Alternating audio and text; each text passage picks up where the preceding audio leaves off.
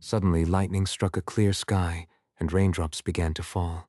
Ugh, what a mood killer. Rem and Ragna, whose tempers had flared, avoided each other's gaze. That was the end of the fight. The two sought shelter from the rain and entered the tent. It had been so clear, and now rain, suddenly?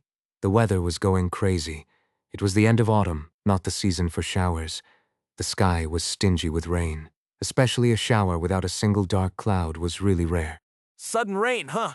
Christ said, looking at the lightning and rain streaks in the clear sky. Enkrid also looked at the sky, recalling the events that had happened while he wasn't around. The curse was, as expected, nonsense. They'll say even this rain is a curse? Maybe. Anyway, over the past 3 days, Bo tripped and broke his nose, Jackson broke his arm, and Rotten got bitten by a snake. All three were scouts. Bo was agile enough to do somersaults, so it was fortunate he only broke his nose while wearing armor. Jackson was a foul-mouthed soldier who overestimated his spear-handling skills. He broke his arm during a sparring match, and one could bet his opponent intentionally broke it. Lastly, Rotten was careless for a scout. Though it wasn't the season for many snakes, this grassland had areas particularly dense with them, so it was understandable for all three. Besides those 3, there was someone who burned their hand on a pot. Big Eyes said this as if he were excited. If he really believed this was a curse, he wouldn't be talking like this. It was just something to talk about. And there was news that the medical tent caught fire. Ah, squad leader, you were there, right? Did you hear anything? The tent burning, is that being called a curse, too? Yeah, it burned well. Christ paused as he was entering the tent and quickly turned his head. Did you see it yourself? Did the fire really just suddenly flare up? There's also talk that a spy got in. No, that's not it. I did it. Enkrid had set the fire, and as for a spy, there had been a raid, but he doubted it was the enemy. He didn't know Krang's true identity yet, but it seemed he was at least a noble's illegitimate child. So wasn't that raider likely from their own side? As for the curse, what's there to say? The command will soon crack down on this. No commander would welcome such talk spreading within the unit. Hey, didn't you see anything? Big Eyes urged. Enkrid met his large eyes for a moment, thinking. Kreis was too loose-lipped to tell everything. Even if he wasn't, there was no reason to. He had decided to keep quiet, so that's what he would do. The tent I was in caught fire. Huh? Didn't you know? Not at all. So it wasn't an enemy attack? The fire just suddenly started? The guard fell asleep, the wind knocked over a torch stand. There was a fuel canister nearby, set there for refueling the torches. The fallen torch stand ignited the tent, and it spread. Enkrid clenched his fist, and then opened it, mimicking the spread of flames with his hand. Nothing special then. You don't think about the fact that I almost died? You're standing here just fine. What is this? Are they worried about me, or what? If you aren't alive and well, are you a ghost squad leader? Rem chimed in from behind, laughing. Was this guy making a joke? The Lord says, let the spirits rest in peace. A squad member, deeply religious, performed a verbal exorcism. Enkrid thought that if he were really a ghost, these words would be quite uncomfortable. Just my hair got a little singed. The ends of his bangs were a bit scorched, so he cut them. The hastily cut hair looked uneven. Your hair is naturally black, so it doesn't show even if it's burnt. Rem kept laughing. Then is your hair just ashes? Rem's hair was gray. Oh, how did you know my hair is ash? Was this guy really finding this funny? He was the only one laughing inside the tent, yet he kept at it. Whether it was really a shower, the rain that had been falling soon stopped. The chatter was brief. Once the rain stopped, Krace said he had business to attend to and left. Enkrid lay down in his place, using the sound of raindrops falling from the edge of the tent as a background to fall asleep. It was a sweet nap.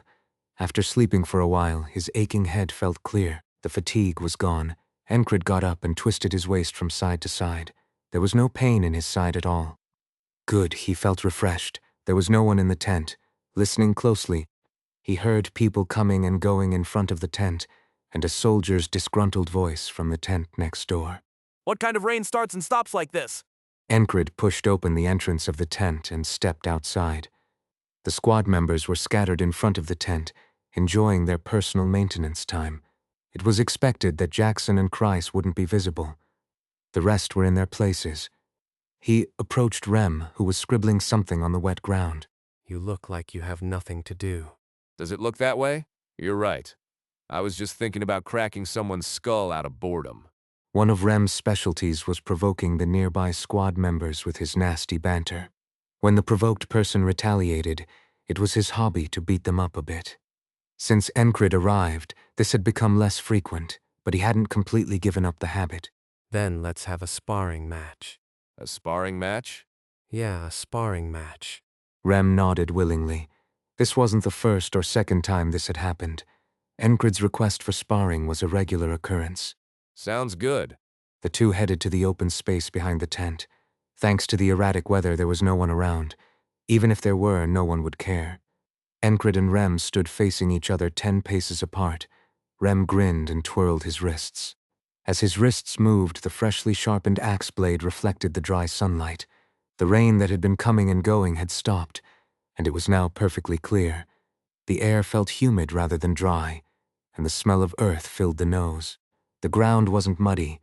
It was soft but firm enough not to sink in. The clouds were just enough to cover the sun, so it wasn't blinding. It's a good day for a fight. Is it? Enkrid responded by awakening the heart of the beast. He strived not to waste time through repeated daily routines. This included not only physical training and honing his hearing, but also using his mind. Valen's mercenary sword technique doesn't work. He knew this from countless fights with Rem while practicing thrusts. Valen's mercenary sword technique was useless against Rem. So, what should he do, considering his own weapon, the intimidation from the opponent, and past experiences? If he fought with all these in mind, what attack would be effective? How could he create an effective strike? It was time to verify the answer to his repeated considerations. Rem stepped forward. His step, firm and confident, showed no hesitation. His confidence was evident. Enkrid thought so. Should I go first?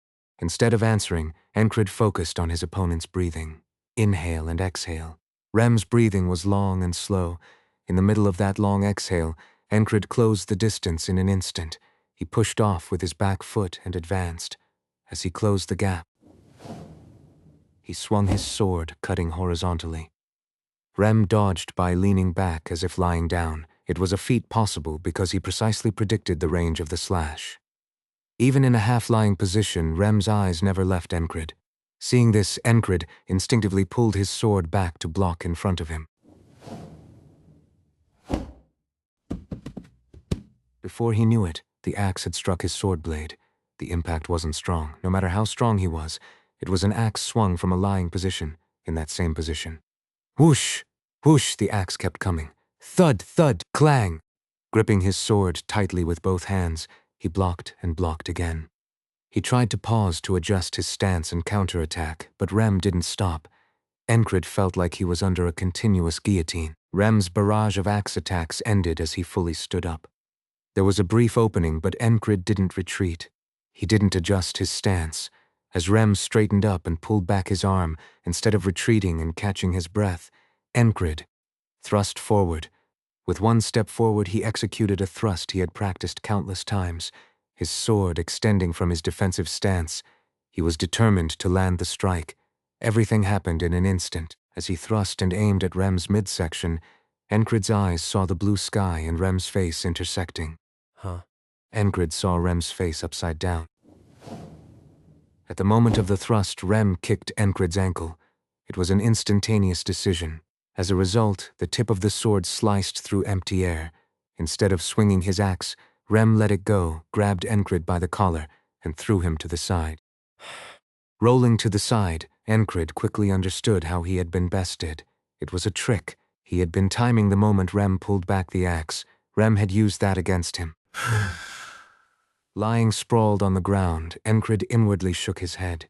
Such incredible strength. Enkrid prided himself on his strength, believing he wasn't easily outmatched by anyone but to be thrown with one hand. Even though he wasn't wearing heavy equipment, making him relatively light, it was still a feat of brute strength. Looking up from his sitting position, he saw Rem's face. It bore a peculiar expression. Normally, Rem laughed throughout their sparring matches, but not now. His mouth was straight, composed. He wasn't smiling. Hey, have you been eating something special behind my back? Rem asked with a serious face. Thinking about it, this reaction was only natural. He wouldn't remember helping Enkrid with thrust training. After all, The first time he broke out of the usual routine was when he was assigned kitchen duty. I've thought this before, but it seems your skills have suddenly improved. Especially that thrusting technique, it was good. Not bad at all. Really? Yes, and I don't give compliments lightly. Yeah, right. This guy, who constantly spouted nonsense, was now claiming to be serious. I'm serious. Got it. Then let's review. Squad leader, you really are a consistent man. Why don't you ever change? Reviewing after sparring. This was also a routine. No matter how little there was to gain, Enkrid would persist with his sparring partner, to learn and internalize even the smallest detail. Often, the opponent had little to say. Only if the skill had improved would there be anything worth discussing. That's how it had been until now. So after sparring, Rem would often say things like, "Show some more determination." Words that were meaningless and without value. No, Rem knew. He knew the end of those without talent. That's why he taught him what was necessary to survive. For the same reason he passed on the heart of the beast. But now, things had changed significantly. The fact that there was much to discuss after this sparring session was proof. First of all, it's too obvious that you're waiting for my axe strike. Even if I don't fall for it easily, shouldn't you at least try to be deceptive? Rem began to speak. Enkrid nodded. As always, he adopted a proper attitude of listening. Rem saw this and chuckled. He promptly pointed out the core issue first and left the minor details for laters. Enkrid listened attentively to each and every word. There were no battles for 3 days, and during that time, Enkrid sparred with Rem 3 more times. You should work on your lower body. Your balance is oddly off. Even though he usually spouted nonsense, Rem had a knack for getting to the heart of the matter. Enkrid pondered and mulled over those words. After that, he threw himself back into training. Even during rest times, he continued. Everyone had their own way of spending personal maintenance time. Some wrote letters, others focused on rest. Except for eating and sleeping, Enkrid devoted everything to practice and training. Someone might call it obsessive if they saw him, but for him it was pure peace. The sense of fulfillment from improving each day was the greatest reward. Thanks to that, he didn't feel the pain from the intensified physical training. A relentless guy, back at it right after returning from the medical tent. He was quiet for a while, but he's fired up again. If I trained like that, I'd have become a knight by now. Huh? Why are you talking crap? He rolled his body and focused on his hearing. When his muscles screamed in pain, concentrating on his hearing often made the pain fade away. Enkrid could hear the idle chatter of 2 soldiers in another tent. They were from the 3rd squad of the same platoon but felt distant. He extended his hearing further. He listened to the sound of clothes rustling from behind and tried to guess the action. He also tried identifying people by their footsteps. 5 out of 10 times he was wrong, but he could recognize familiar footsteps. Light and fast, but the sound of stepping on the dirt was lively. Big eyes. He was right. Training again, it's creepy. Kreis said as he approached. Enkrid ignored him. Repeating squats, his legs began to tremble. Sweat dripped from his scalp, pooling at the ends of his eyebrows. The weather had cleared, reverting to the dry, windy climate it usually was. Sweating enough to drench oneself on a day like this wouldn't seem normal, especially on the battlefield. Training in a place where a fight could break out any time. Yet everyone accepted it. Enkrid had always been like this, day in and day out. It was their routine. Isn't that tiring? You manage to do that every day. Kreis said, sitting down nearby and chewing on some flat jerky. Sweat trickled down his forehead, dripped from the tip of his nose, and fell to the ground. A heavy pain rose from his thighs. His muscles trembled and nausea surged. He was at his limit. Enkrid sat down, drenched in sweat. Closing his eyes, the cool wind brushed against his damp forehead and ears. Training for the day was complete. As he enjoyed the breeze, he heard firm footsteps. The footsteps stopped behind Enkrid. Still working hard, I see. He tilted his head back to look at the speaker. A long shadow covered Enkrid's face, blocking the sunlight. Though the face was hard to see against the light, he could tell it was a man with a thick beard. Can we talk? He was the 4th platoon leader. The platoon leader made an offhand comment. Enkrid gave a half-hearted response, letting the words wash over him, but he sensed that the man had something to say. If you have something to say, please go ahead. He was enjoying the cool breeze after being drenched in sweat. Now was the perfect moment. He was enjoying the wind with a sense of moderate relaxation. So, He hoped the man would hurry up and say what he had to say and leave. I'd like you to join the scout unit and carry out a mission. The platoon leader said, folding his arms. In his posture there was a defensive attitude rather than the firmness of a commander. Enkrid thought. It wasn't a common assignment. Besides, Enkrid himself knew that his position was quite ambiguous. The only reason he could remain at the squad leader level was because this was the 444th squad, and they want to pull someone like him into the scout unit? Are you sure taking our squad leader? Rem suddenly popped up from behind, speaking as he leaned his chin on Enkrid's shoulder. The height difference wasn't significant, so it ended up being a comfortable position. Are you serious? He asked with a half smile, as if protesting against taking Enkrid away. It's an order, Rem. The platoon leader glared. It was just bravado. Enkrid saw through it immediately. Rem was a troublemaker. He was a rogue who would swing an axe if things went wrong. Waving a commander's authority in front of such a rogue was meaningless. The platoon leader knew it, Enkrid knew it, and Rem knew it. Rem. Enkrid called his axe-loving squad member's name to stop him from saying anything more, and shrugged his shoulder to push Rem back. Well, do as you please then. Rem grumbled, stepping back. I can go instead. Ragnar watched silently and then spoke indifferently. Was being lost your dream? Hearing this, Rem chuckled. Ragnar, who was about to flare up, held back his anger. It wasn't wrong. Ragnar had no talent for finding his way. No, even if you gave him a map and explained it, he'd end up somewhere else. He wasn't particularly good at coordinating with others either. He ended up here because he ignored orders and fought however he wanted in any squad he was in. There were too many issues to make him a scout. Even if everyone else can do it, you can't. The platoon leader could only shake his head at Ragnar. Enkrid felt that this whole situation was a bad sign. Considering everything, I'm the right fit, but... His ambiguous position only had meaning among the 444th squad members. Just being away for a week had caused quite a stir, and yet they specifically called for him. It sounded like there was no one else to call. The talk of curses had quickly died down, but the impact remained. Bo, Jackson, and Rotten were all part of the scout unit. They were short on numbers. Sigh, I'm having a hard time too. One of the platoon leaders has food poisoning and can't move. It might have made sense to think it was a curse. Such a thing happened only to the scout platoon. The platoon leader looked exhausted. He didn't particularly seem like he wanted to call Enkrid. I feel strangely uneasy. Thinking this, Enkrid stared intently. Don't look at me like that. I'll tell you everything. What? Don't look at me with those eyes. What did I do? The platoon leader sighed deeply, overreacting to just being stared at. Hey, what do you mean by giving me that look? Sometimes you have to consider the feelings of the person on the receiving end, especially when it's your superior. Rem chuckled as he spoke. Reacting to such jokes would never end well. Deciding to listen, Enkrid looked back at the platoon leader.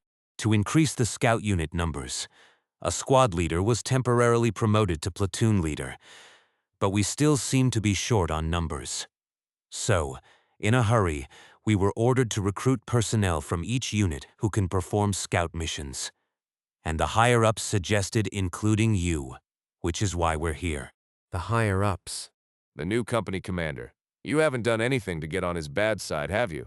Do they know a secret and want to send him to the scout unit to kill him quietly and silence him? No, if that were the case, there would be no reason for all this hassle. There wasn't. They seemed capable enough to kill him secretly.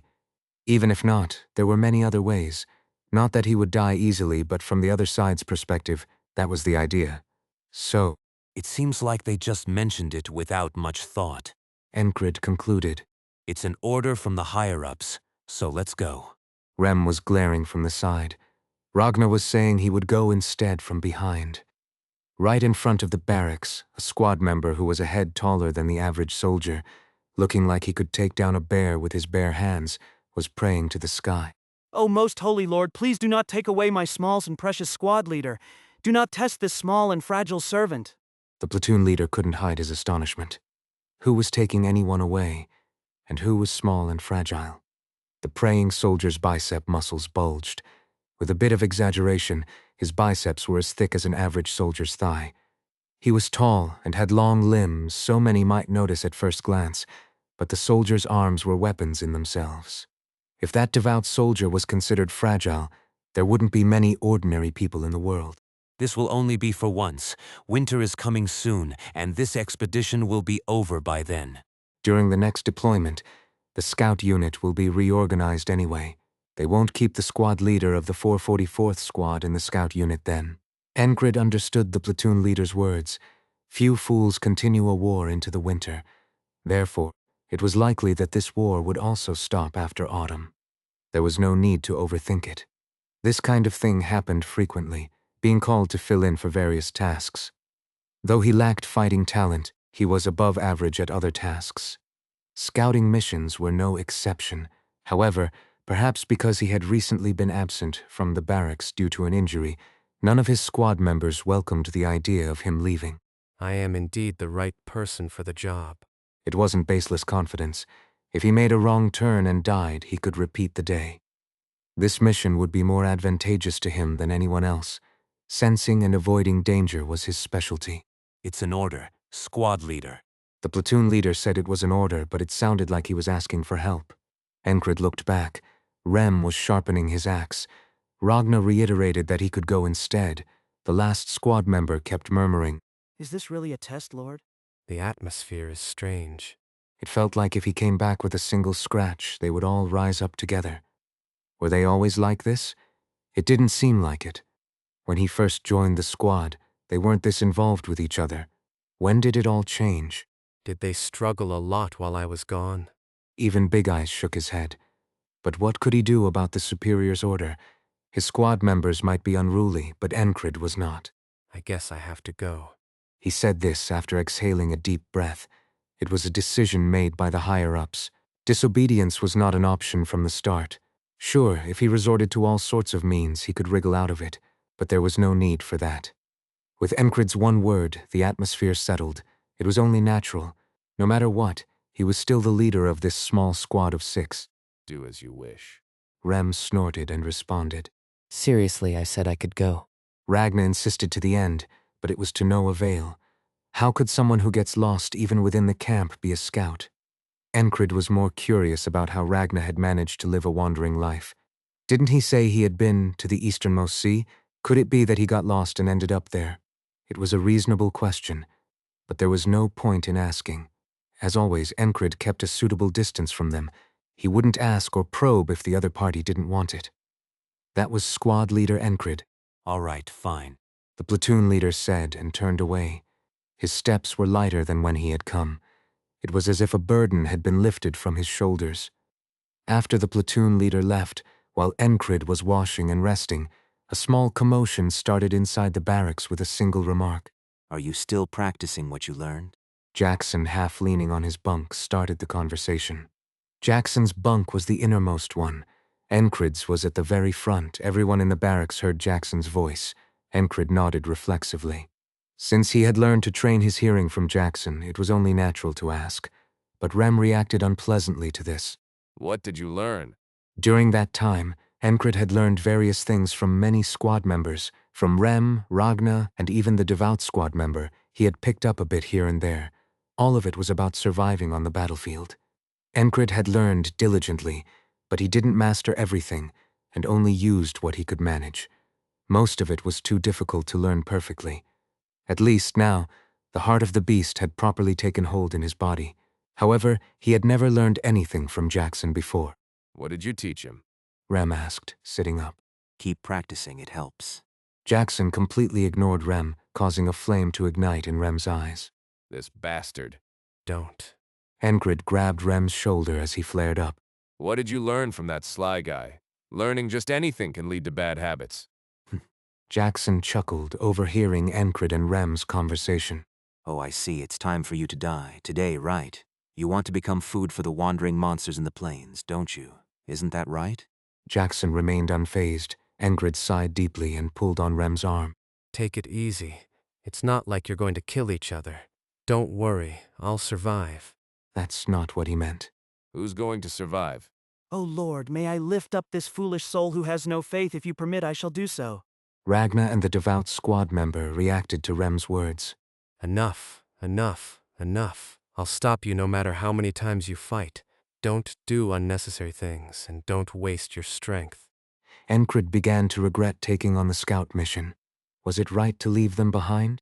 Don't worry too much. They usually don't go too far, they just clash weapons a few times and that's it. Christ said, counting the silver coins in his pocket. That's the problem. Those few weapon clashes. To outsiders, it looked like a deadly fight. Despite being troublemakers, the commander didn't cast them out. Why? Because of their exceptional abilities. On the battlefield, they were soldiers with superior combat skills, able to take on 10 enemies each, so it was right for Enkrid to leave for the scout mission. I'm not a significant loss to our strength after all. But they are not like that. As soon as that thought crossed his mind, Enkrid realized his own shortcomings once again. I have no talent. He lost to a 12-year-old kid, even if that kid was a genius. An adult who couldn't even properly handle the weight of a sword lost to a child who wielded a sword with ease. It wasn't a matter of pride. It wasn't something to be discouraged about either. It was just something that made him reflect on himself. But did he give up? No. He just kept chewing over that situation, accurately recognizing himself. So, was that the end? No, that wasn't the end either. If I had no talent, then Someday. if one step isn't possible, then take half a step. As long as he didn't stop moving forward, it would be fine. And Enkrid had never stopped moving forward, not even once. Feeling like he wouldn't be able to sleep, Enkrid took his sword and went outside. He thought that swinging his sword and breaking a sweat might help him sleep. Seeing this, Ragna got up and followed him. Let's check your stance. It's been a while. And I'm here. Rem got up belatedly and spoke. The two locked eyes and a fierce energy passed between them. It felt like a whirlpool would form at the point where their eyes met. Consistent practice will help, more than clumsy sword swings. Jackson, lying on his bed, spoke. The fierce gazes of the two, who seemed ready to kill each other, swiftly turned to Jackson. Clumsy? Rem said. Sword swings? Ragna continued. Both of you said you'd check my stance, didn't you? Enkrid stepped between the three of them. Finally, Enkrid calmed the two down and went outside the barracks. He swung his sword over and over, based on half advice and half scolding from the two. Another day passed, drenched in sweat. When the morning sun rose, he would have to temporarily change his assignment to the scout platoon. He wasn't too worried. He didn't think it would be a particularly difficult task. After sweating profusely, everyone seemed to have shaken off their unpleasant feelings. Enkrid, who had washed himself at the stream after sweating, also slept soundly. Company commander, why did you specifically assign that guy to the scout unit? The ferry company commander saw the first platoon leader standing near the torch stand and spoke. Step away from the torch stand. If it falls, it could start a fire. Excuse me? Move aside. Yes, sir. The first platoon leader took a few steps to the side. The company commander's tent was taller and wider than the regular tents. A torch stand was placed in the center to provide light. It was crude, but there was also a table for meetings. This was the place where the company's scout routes were decided through meetings. In the midst of this, the first platoon leader had asked his question, and it was a fair question. The first platoon leader also served as the company commander's aide, a long-standing tradition of the Cyprus Division. I thought a soldier who's quick-witted and knows how to take care of himself would be a good fit. Yes, I see. It wasn't a heavily weighted decision. It was an assignment based on intuition. There wasn't a particular reason. If someone asked, the answer would simply be, just because it felt right. Of course, the company commander's judgment was correct. A fairy's intuition was sometimes sharper than a prophet's words. Listen to the sounds that feel unnatural. The scout team set out in the blue dawn before the sun had even risen. As Enkrid was packing his things alone, Jackson, who was on the last watch, casually spoke up. All of a sudden. Enkrid, curious about what he meant, asked again. You asked how not to get hit by a sword in battle. Enkrid tried to recall. The infirmary, the assassin's attack, the ferry company commander, Krang, the fire.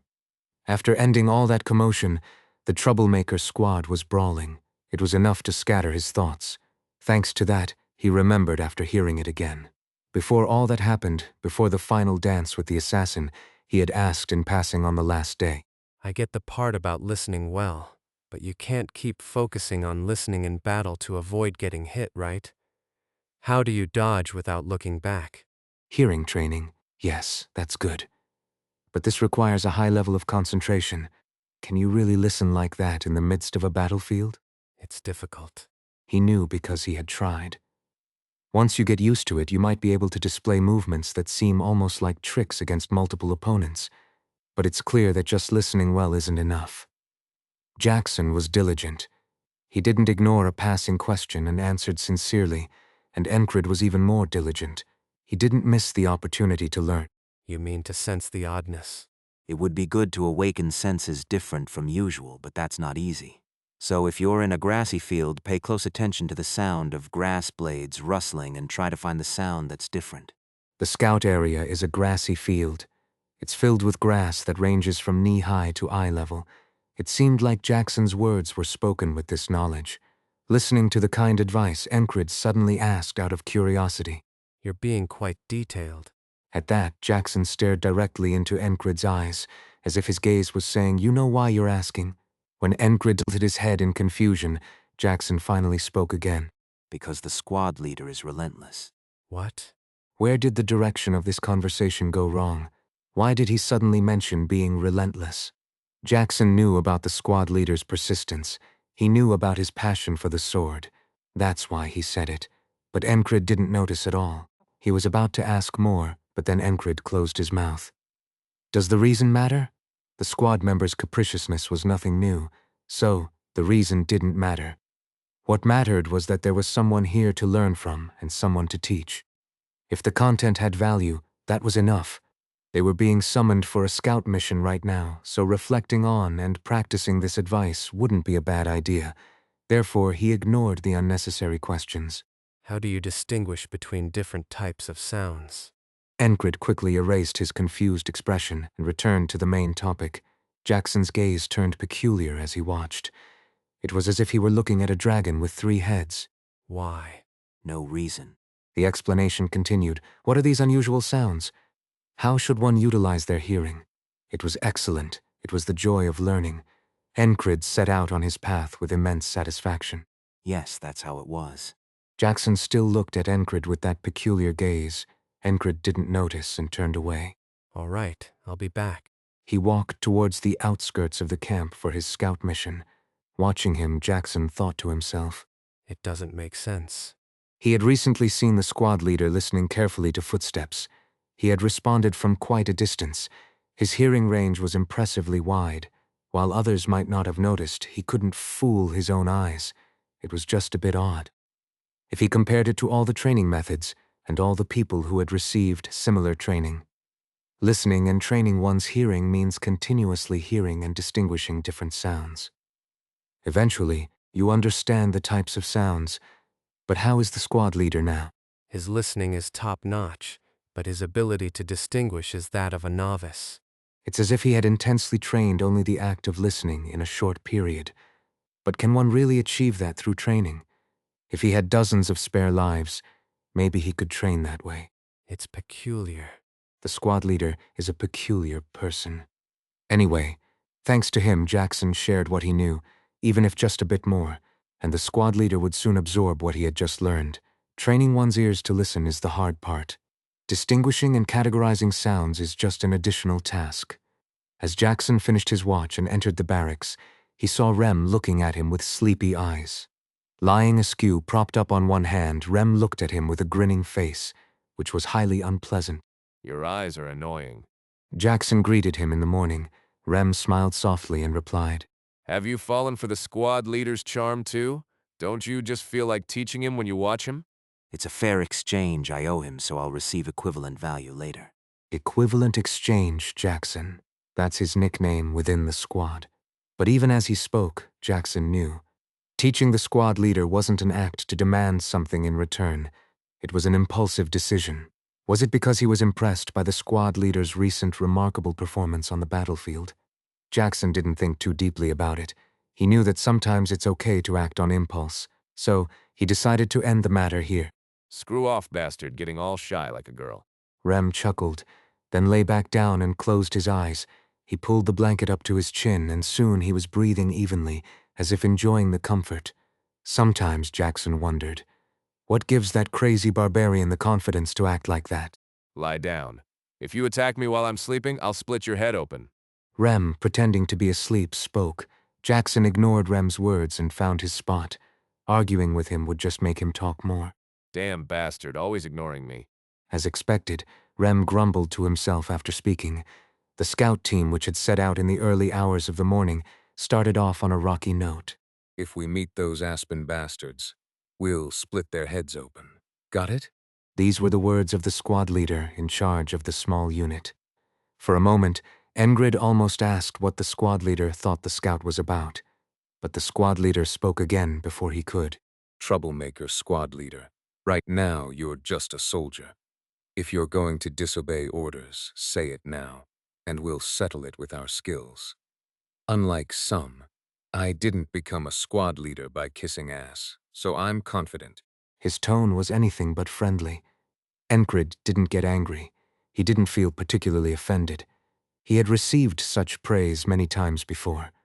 The simple criticisms of those who didn't know him meant nothing, and he thought it would be better to patrol quietly and reflect on what he had learned, rather than cause unnecessary trouble. Even if you don't like it, hold back. He seems to have a bit of a flashy personality. Another soldier close by spoke. He had a rough voice and seemed older. I'm not bothered. Well, that's a relief. The soldier next to him smiled humbly. Avoiding the squad leader's gaze, he had an unpleasant demeanor. Let's go. A total of 10, the scout and patrol team set off. Not all scout missions involved spying on enemy territory. This plain was called the Green Pearl of the continent, a vast grassland. To the east, there were a few gentle hills and mountain ridges, but generally it was wide open with nothing to obstruct the view. To the west, the Penhanil River flowed, a major waterway shared with the enemy duchy of Aspen. Due to the geographical features, ambushes were almost impossible in this plain battle. So what was the job of the scout team? Exploration of enemy territory and patrolling the surroundings. Their job was to check if any groups were moving by day or night, to see if there were any signs of enemy cavalry moving, or to confirm if the enemy was up to something else. This included checking key areas. Of course, scouting was dangerous. They could encounter the enemy at any time. Skirmishes between scout teams often led directly to full-scale battles. But such incidents didn't happen often, nor should they. Let's go, and show the greatness of the Naurillian infantry. To Enkrid, that young squad leader was a fool intoxicated by his own abilities. Was he some noble's illegitimate child? If not, he might have some backing within the military command. He was probably just 19 or 20. As a squad leader in the regular Naurillian army, it was a fairly quick promotion. Still, compared to real geniuses, there were plenty of soldiers like him. The role of the scout team seemed to have completely slipped out of the head of the scout squad leader. Some of the soldiers even agreed with him. Of course. With your skills, squad leader, a few enemies wouldn't be a problem at all. Show us the might that took down 5 mercenaries. That squad leader's arrogance will get us all killed. Even without anyone explaining, it was obvious how this situation came about. Unfortunately, the scout team probably had frequent injuries among its soldiers, leading to a shortage of men. Because of that, Enkrid and those idiots ended up here. Still, no matter how you look at it, these guys were below average. But it shouldn't be a problem. The scout team's route was predetermined anyway. Patrol in a circle based on the friendly base. The squad leader was responsible for the detailed route. Enkrid organized the information in his head and hoped the scout squad leader wouldn't act too foolishly. These are new tracks. The squad leader noticed animal tracks while passing by. Newer animals that roam the grasslands in herds, resembling cattle. They could move in groups of 50 or as few as 20. If we follow these, we'll feast today. Let's have a barbecue, everyone. Chase 20 new? What was more absurd was that these tracks weren't even from new. The tracks belonged to a gazelle, not a new. Yeah, right. The friendly-looking soldier trailing behind mumbled. Finding it absurd, he chuckled and looked at the back of the squad leader's head. On the first day, the scout team advanced, searching in vain for new that weren't there. Naturally, no animal would let itself be caught by a group that was blatantly and menacingly staring around. Damn it. The squad leader grumbled irritably. If they had caught any new, would that idiot really have tried to start a fire? If so, it would have been quite a sight. A scout team making a campfire, on top of already moving conspicuously. It's almost like saying, "I'm a perfect fool." Perhaps it was a blessing that they didn't catch any animals. Before sunset, they found a spot with a few hills and 4 tall trees, where they prepared to camp. Where are you from, troublemaker squad leader?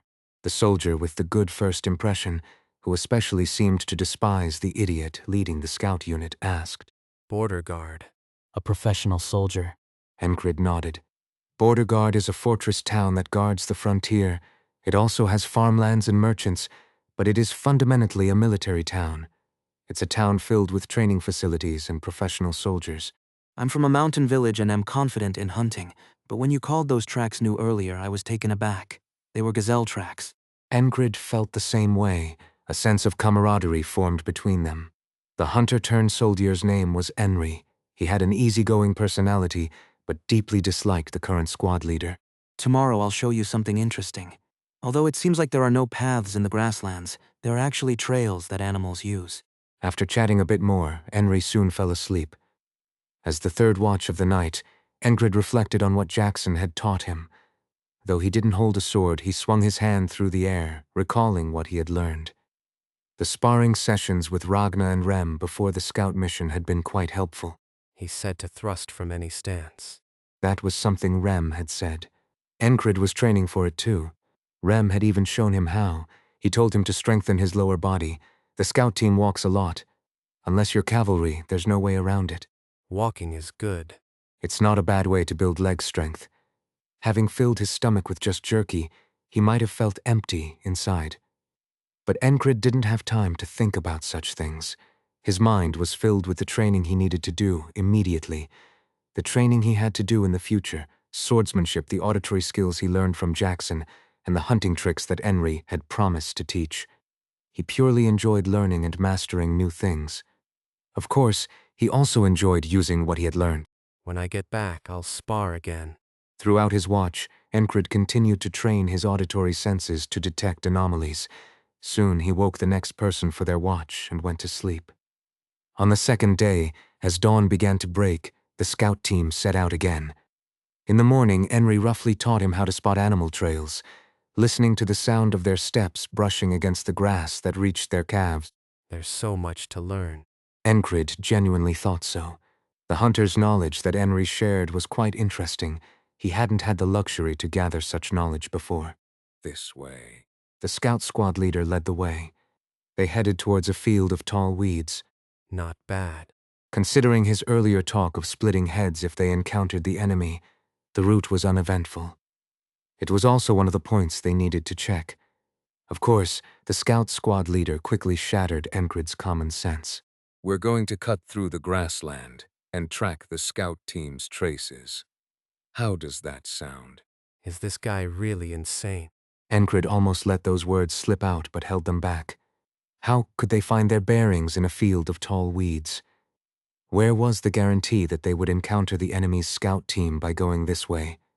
All they needed to do was roughly check for any signs of an enemy ambush or unusual activity. Don't interfere. Not all squad leaders are the same. A subordinate soldier spoke up, trying to smooth things over with a roundabout comment. Ha! Enkrid still wasn't angry. He just wondered if it was okay to leave things as they were.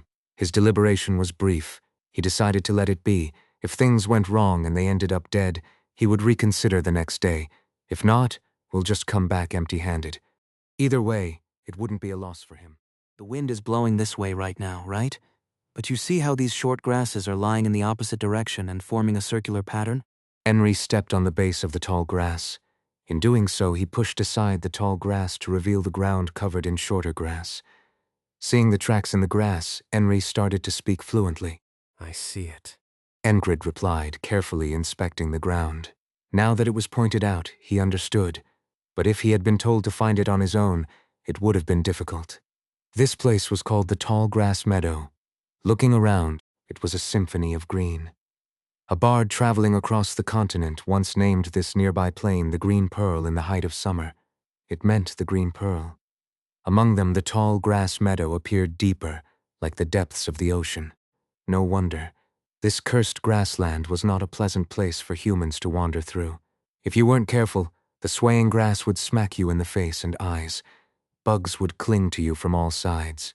Crickets and grasshoppers would jump out and scatter, and occasionally you'd spot frogs in the waterlogged areas. Seeing the frogs reminded him of Frog, who had once kicked him. Of course, Frog claimed they were entirely different beings from actual frogs. In fact, if you killed a frog in front of them, they wouldn't react, but threatened to crush their hearts, and they'd come at you with fury. One hit to the side. He reflexively blocked, but just one hit knocked him down. How much time would it take to match Frog's strength? Not now, but maybe one day he could fight Frog. He doubted it. There's no helping it. Just because you don't give up doesn't mean you don't doubt. But there was no time for doubt. He'd rather swing his sword one more time than waste time doubting. Enkrid shook off the negative thoughts as soon as they came. There was no time to worry about such things. It's foolish to waste energy on something can't solve right now. With that in mind, he listened to Enri's explanation again. This soldier, a former prairie hunter, was inherently positive. Even if the squad leader did some stupid things, he would just go along with it. Enkrid didn't need to tolerate it either. He was used to just going along with things. Even in this situation, Enri displayed his hunter skills, continuously examining various things. It was interesting to listen to. There's not much animal dung here. Why is that? Enri tilted his head in puzzlement. Is that a problem? Enkrid asked, pushing away the long, thick blades of grass that kept drooping over his head. This grassland may seem like a worthless weed patch to humans, but in reality it isn't. For those creatures that rely on this grass as their staple, this place is like a natural treasure trove, so there are usually many traces of animals. But now it's rare. Few animals. Why? Enkrid, who had been half listening, plucked a grass bug off his cheek with his fingers. It wasn't a leech, but it had something protruding from its mouth, trying to suck his blood. Seeing the bug in the grass that obstructed his view, he felt a sudden urge to grab a sharp scythe and chop it all down. Shh, you're talking too much. The scout squad leader said, looking back. He frowned at the sight of a cricket passing by in front of him, but he didn't complain. This is unexpected. He had suggested coming here, so Enkrid expected him to be annoyed and complain. Though it was called a symphony of green, upon closer inspection, there were many spots where the grass had faded to a light brown. Signs that autumn was approaching. In winter, this lush grassland would disappear as if it were asleep, leaving only traces. Then, when it got warm again, the tall grass would grow back, nourished by the dead grass. This happens every year, repeatedly. Die and grow again. Was it the law of nature?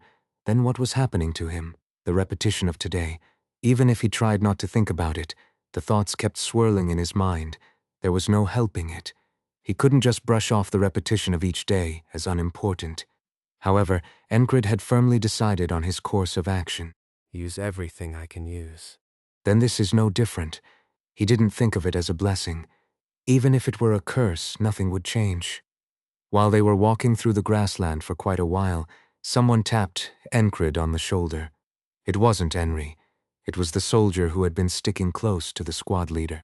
Our squad leader may seem immature, but please understand, he has his reasons.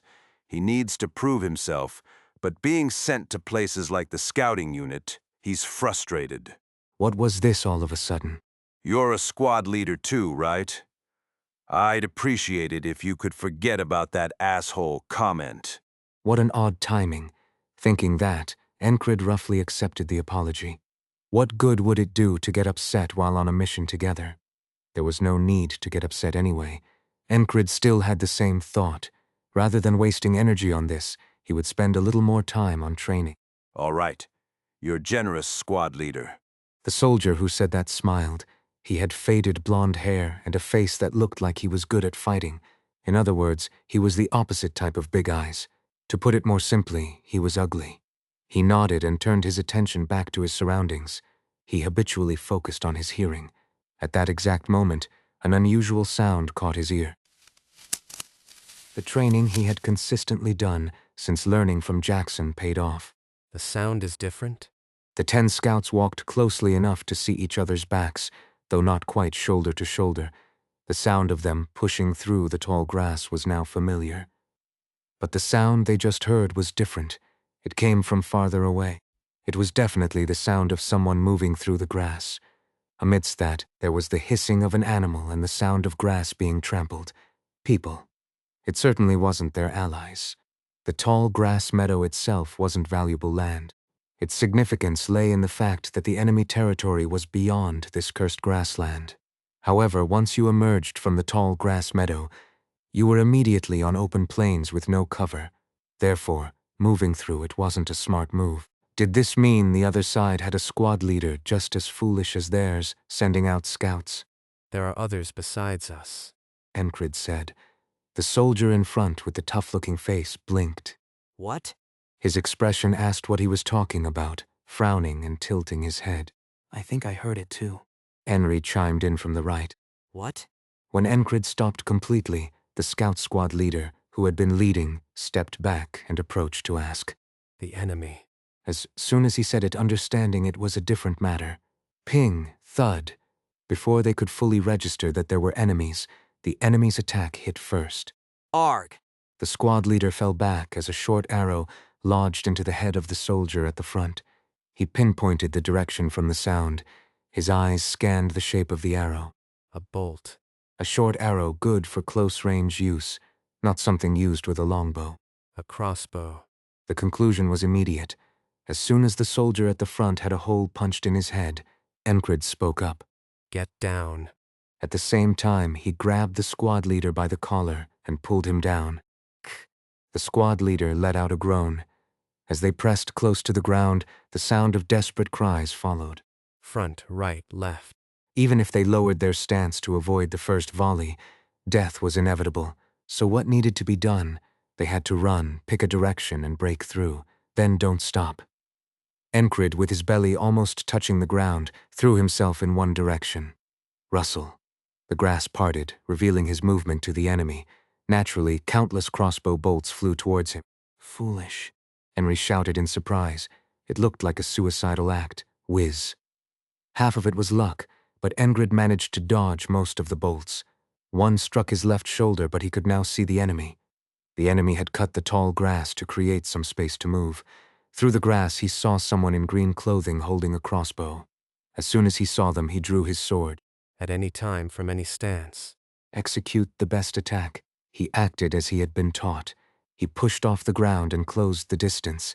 The enemy tried to reload the crossbow. It was a mistake. As soon as he was within striking distance, Enkrid planted his left foot and thrust with one hand. The tip of his arming sword pierced through the air, grazing the enemy's neck. The sharp blade sliced through the thin skin of the neck. Blood spurted from the cut, soon gushing out in thick streams. The soldier clutched his neck and staggered, then collapsed. Enkrid didn't stop. He immediately darted to the left. It wasn't a distance for bolts. A spearhead came flying toward his chest. Enkrid pretended to charge, then stopped, letting the enemy's spear stab into thin air. He saw the infantryman's short spear and the eyes of the soldier wielding it. Eyes filled with a strange mix of excitement and surprise. The eyes of a soldier on the battlefield. Crossbows, short spears, green-dyed clothing. They were equipped for an ambush. He absorbed the information in an instant and moved forward, swinging his sword horizontally. The spearman retreated to avoid the sword's arc and thrust the retrieved spear again. Enkrid, seeing the spear thrust toward him, pivoted on his right foot instead of dodging. He spun half a turn in place and thrust his sword again, a seamless blend of evasion and attack, combining offense and defense in one strike. His sword pierced the enemy's torso. He felt a heavy resistance in his grip. The enemy's armor was thick, padded fabric. With sufficient strength and skill and a sharp blade, it wasn't hard to penetrate. The enemy soldier, with the sword embedded in his abdomen, dropped his spear and grabbed Enkrid's sword with both hands. Blood flowed from his hands as they were cut by the blade. I can't pull it out immediately. Short thoughts, quick actions. That's the iron rule for surviving on the battlefield.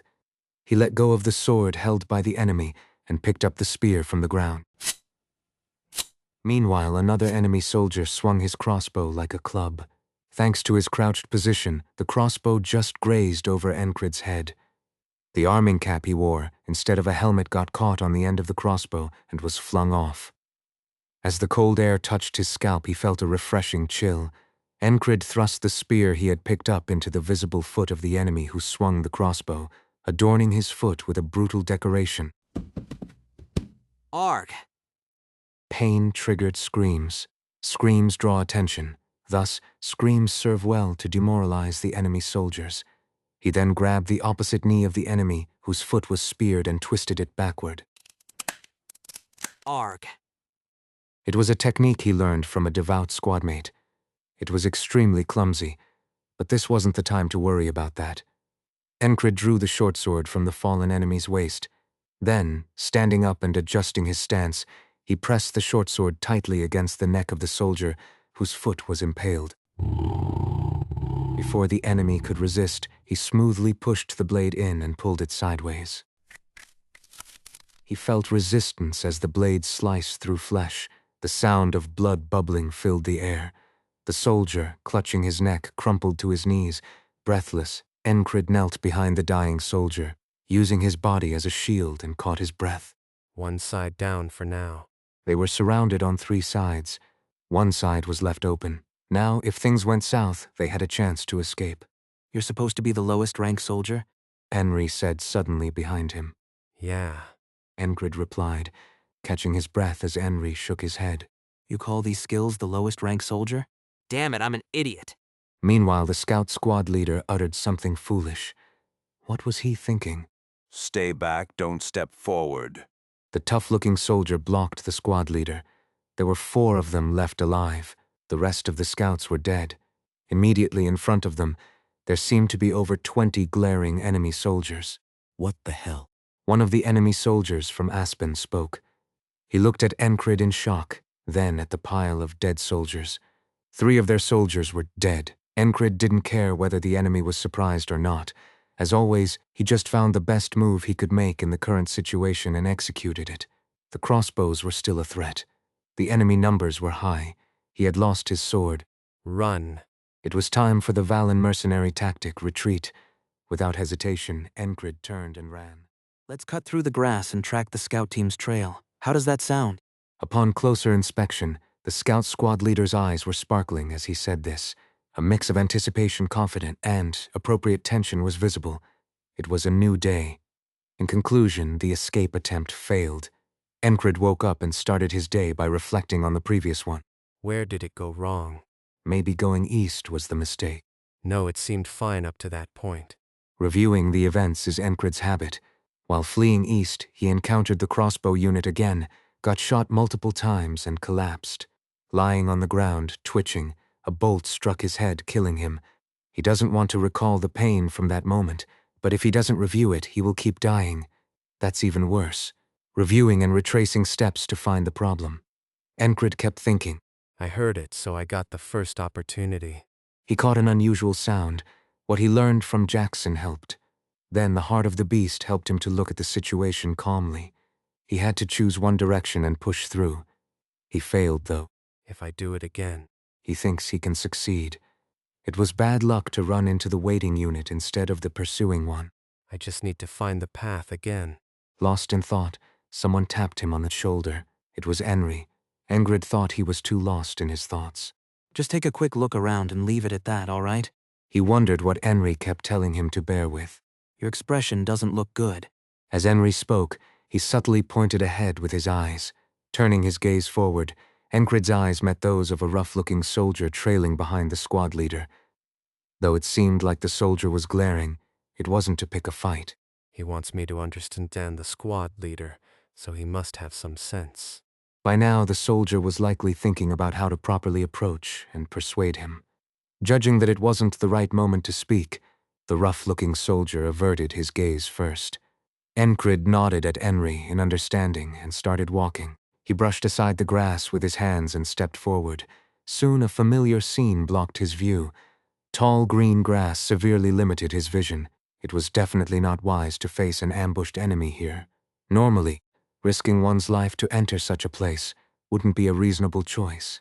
What if we just didn't enter here in the first place? That's not an option. The purpose and reason for this squad being here is to scout this tall grass field. What could they say if they ignored that and went back? That they noticed an enemy ambush even before entering? Even if they decided to change the scouting direction? The 10 people here wouldn't all agree to that. There's no avoiding it. This is how most of the newly faced Todays have always been, but if asked whether it was troublesome, Not bad. although he had only fought properly once, Enkrid had questioned him, wondering how such a low-ranking soldier like him could be there. The squad leader had belittled himself. Real combat. Even though it was just one battle, that single experience was valuable. The heart of the beast didn't give him time to panic. He swung and thrust his sword, exploiting every gap. He predicted the opponent's behavior patterns and moved accordingly. He used everything he had learned in between. His heart pounded. It felt like something thrilling was coursing through his body. A good opportunity. Before setting out on the scouting mission, Rem and Ragna took turns watching and evaluating his swordsmanship. What he learned from them, what he realized on his own, he was able to fully absorb it all. Do you see this, the spot where the grass is pressed down? Animal tracks. Enkrid was a man who knew how to use what he learned. He pretended to know. Enkrid looked at Enkrid, rolling his eyes before asking, Do you have hunting experience? He didn't. It was something he learned from Enkrid. I just picked up a few things along the way. It was something he heard from Enkrid. After answering honestly, he continued with trivial chatter. He quickened his pace slightly and moved forward, right behind the squad leader. Enkrid was now assessing the formation of the scout team. It was something he hadn't paid much attention to before. The squad leader was at the front, 2 on the right, 2 on the left. Directly behind the squad leader was the rough-looking soldier. The remaining members followed at the rear, like a rear guard. They're not just fools. The formation looked reasonable. If enemies appeared, it was a good formation for responding. Though against a unit armed with crossbows, the formation wouldn't be of much use. In the failed attempt, the scout squad leader didn't make foolish mistakes anymore. He silently followed Enkrid's lead. Moreover, his swordsmanship was quite good. The rough-looking soldier was a very skilled fighter. At least mid-level or higher. By Norilia's standards, that's how it was. Both the squad leader and the rough-looking soldier. Both were quite skilled. Enkrid wasn't bad either. Walking with a short bow in his left hand, he could shoot arrows quickly. However, that didn't mean he could survive dozens of bolts flying at him. Avoid the crossbow unit at all costs. Enkrid deliberately walked closely behind the squad leader. Seeing that he was watching the squad leader, the rough-looking soldier didn't engage in conversation. He heard the same sound again. Duck. He immediately grabbed the squad leader by the scruff and threw him backward. Last time, only 4 survived and escaped. This time, he intended to save a few more. The squad leader fell backward, letting out something like a scream. Enemy. The enemy shouted. Soon, bolts came flying. In the meantime, Enkrid kicked the knees of 2 allied soldiers in succession.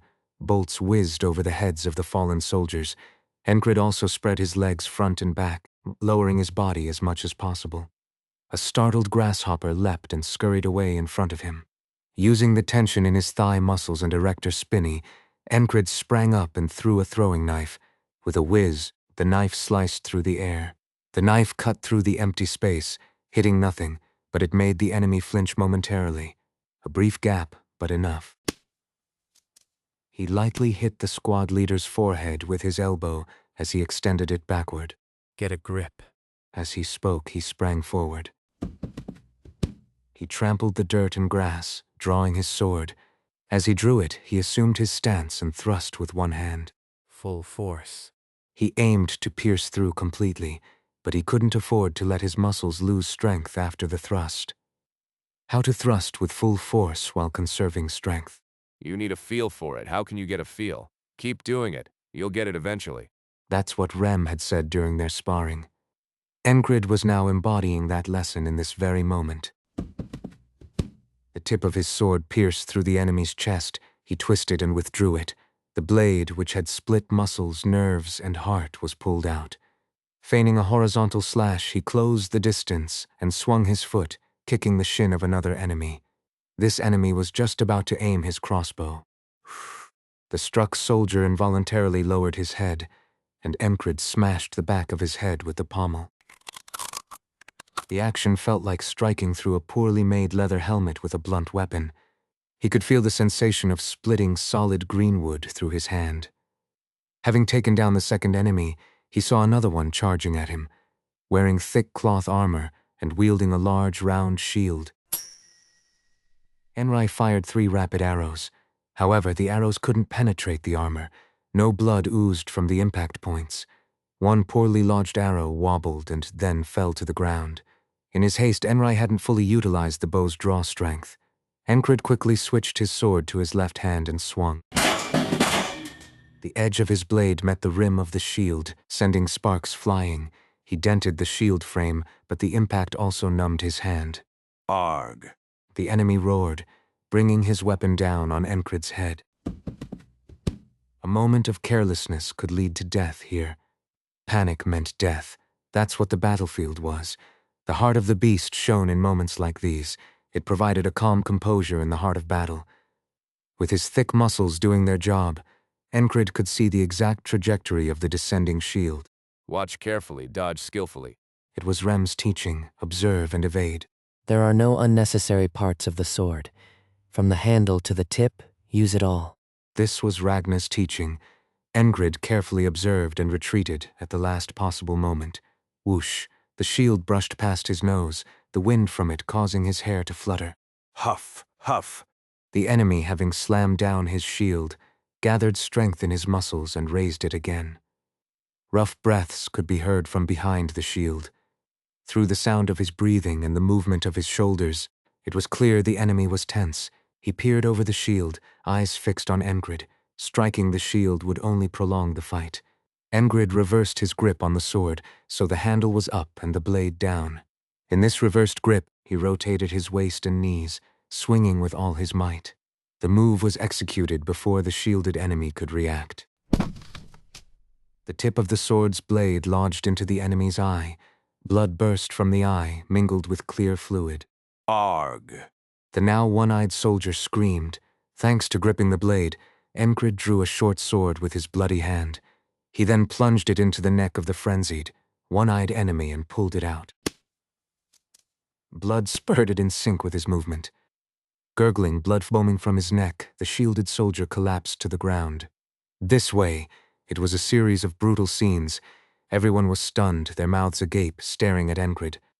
How many had he taken down in such a short time? Enkrid retrieved the sword that had pierced the enemy's eye. Blood coated the handle of the sword, sticky and thick. He wiped it off as best as he could and kept moving. This time, 6 had followed him. He had saved 2 more. Who are you? The scout squad leader, who had stuck close to his side while running, asked. Do you really need to ask? Running would be better than talking. Enkrid continued running east. He continued to knock down and kill every enemy he saw. This time, he had ventured even deeper. I chose the wrong direction. He was certain it wasn't the east. This time, they encountered 50 spearmen. 50 trained spearmen made up a platoon. The 3 of them couldn't handle it. They lost the rest on the way, leaving only the scout squad leader and the rough-looking soldier. Unlucky. The rough-looking soldier said. Damn it. The scout squad leader muttered, looking around with a grimace. Enkrid said, I'll take 5 with me. He steeled himself and charged. From the enemy's perspective, he must have seemed insane. Charging at 50 spearmen, to the spearmen he was clearly a madman. Unless he was a knight or part of a knightly order. What was this? Watching him use his sword, it was clear he could fight, but he wasn't exceptional. At best, he might be called a skilled soldier. There was no way charging recklessly at 50 spearmen could look sane. Enkrid charged and killed 3 spearmen. Then he was impaled by a spear in the abdomen and died. It was, of course, excruciatingly painful. As he died, he saw a long flag lying behind the group of spearmen. That was his last memory. Let's go this way. If we kill the enemy beyond the grass, it's a great achievement, right? Or maybe capturing them would be better? Listening to the squad leader's words, Enkrid reflected on the day once more, reviewing. There's no clear path to the east. Then this time it's north. Actual combat was great nourishment. Even Rem and Ragna, who got along so poorly, agreed on this. Didn't Jackson also say the same? The best way to train his senses is to fight with your life on the line. He said that in the moment of death, a person's concentration shatters its limits. Enkrid was proving that statement with his own body. I've improved. It's neither arrogance nor overconfidence. Objectively speaking, his skills had significantly improved, and he was still improving. In the repeated today, Enkrid died 9 more times in the north, 6 more times in the east, and 12 more times in the west. The battles continued. Skill improvement doesn't happen overnight, that's unavoidable. But one can take steady steps forward calmly. Enkrid felt elation once again, because he was still growing. Because today was better than yesterday. Arg. During the repetitive days, the spear blade of a rather brave soldier grazed his cheek. It was a strike that the previous Enkrid wouldn't have been able to avoid. It was much like the thrusting attack of the spearman, but he dodged it, and he didn't just dodge. Countless real battles had instilled good habits in Enkrid. As he dodged, he brought his sword down from above, a vertical strike. And at that moment, Enkrid felt a strange sensation. He had brought down his sword, but there was no sensation left in his hand. No, it was too faint. He had clearly cut through the enemy's arm, but it felt like slicing through a rotten branch. It was that easy. Meanwhile, the enemy's arm was cleanly severed, flying through the air. He didn't even hear a sound. A perfectly clean strike. The kind of strike often described as having no feeling in the hands. The kind of strike executed countless times by those called geniuses. Enkrid was so astonished that his concentration broke for a moment. It was the first time he experienced this in battle. He could fully feel the weight of the sword in his hand. The thrilling sensation left in his hand made him feel ecstatic. Really? He was too excited. He laughed, covered in blood. He couldn't suppress his laughter from the overwhelming satisfaction. You crazy bastard. From the enemy's perspective, he was nothing short of a crazy bastard. In any case, Enkrid died countless times, and he repeated today countless times. In those repeated days, what he learned through sparring seeped into his body.